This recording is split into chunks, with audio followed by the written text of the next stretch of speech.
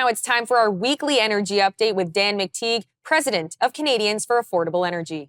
Well, thank you very much for that, Teresa. Well, here we are at the very end of summer and heading into Labor Day pricing, Labor Day weekend pricing, Labor Day week pricing. Looks like the forecast for next week looks, again, as we've seen for much of the summer. Energy markets are very, very nervous. And the latest, of course, is that OPEC is going to start increasing production of oil, not decreasing production of oil.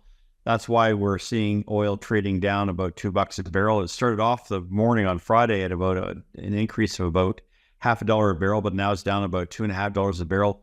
It could be in for a rout. I'm not sure if that's a sign that OPEC wants to flood the market again. But with that and U.S. frackers trying to gain market share, it looks like oil will not achieve $75 a barrel for West Texas Intermediate, but in fact, likely fall well below $70 a barrel at this rate. Whatever the case may be, it's pretty clear that the big benefactors of all of this, lack of precision understanding by our energy markets and traders, is consumers who are now paying about an average of about $1.53 a liter for gasoline across the country. What that means is that gasoline, despite the increases in carbon taxes, are down net 13, 14 cents a liter. That's pretty substantial compared to this time last year. And it is a reflection of the fact that markets are focusing more on taking money out of commodities and putting it towards buying government bonds, U.S. government bonds, Canadian government bonds. These things are, becoming back in fashion as governments increase their willingness to borrow heavy amounts of money. Well, people are being induced by higher rates and higher returns in order to pay for those.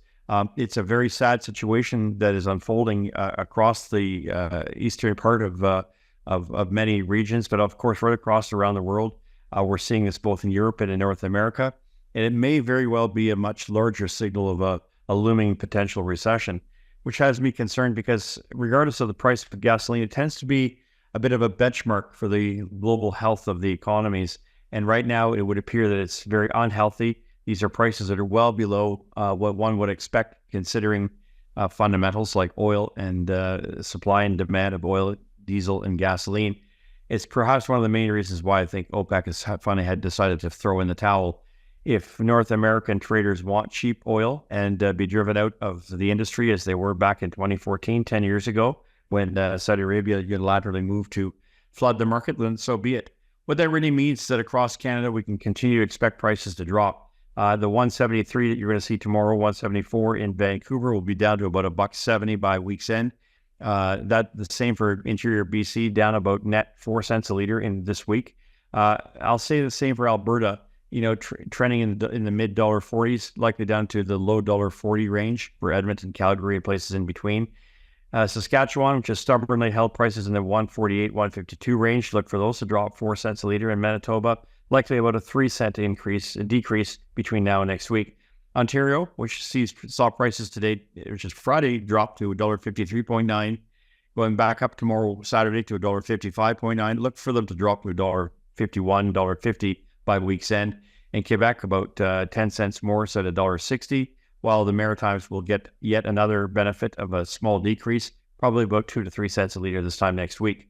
What's critical, Teresa, is that the next couple of weeks, you and I will be talking about the switch over from summer blends of gasoline, which are more expensive to make and cost more to make, to cheaper blends of gasoline for the winter period. And that, of course, begins across as a mandate in Canada, September 15th, all the way until April 15th. And that means that we could expect yet another net decrease of 5 cents a liter. What this means is that we're heading into what I think is going to be a significant serious energy crunch. And the reason is simply this. There's no amount of money, nor has there been an attempt to try to reinvest in production of the fossil fuels, the oils, the hydrocarbons that are needed to replace the fuels that we're using today.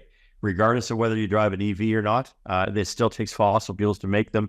It's a bit of an irony for many people who don't take that into consideration when they think these things are net zero and pollution-free and don't use fossil fuels. Nothing could be further from the truth.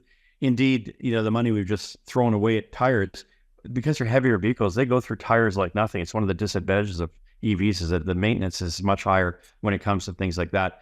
But that's for another time. What we're looking at today is a general mood in the market that's showing prices going down. That's going to be the trend for the next couple of weeks, Teresa. So buckle up, hang on before you purchase. And of course, across the country, wait until the evening before buying gasoline. You'll save an extra 3 or 4 cents a liter. That's it for this week. Happy Labor Day week.